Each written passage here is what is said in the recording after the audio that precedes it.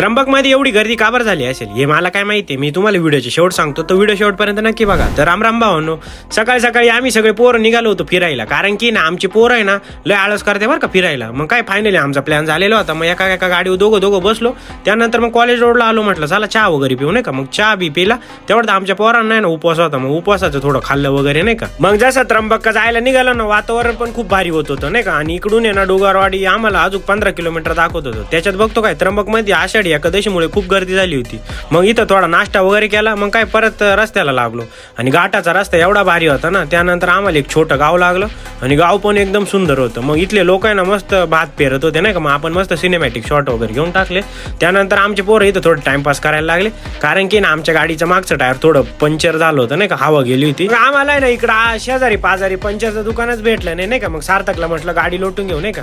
मग असाच next part बघण्यासाठी तुम्ही रित्या 1227 ला फॉलो करून घ्या.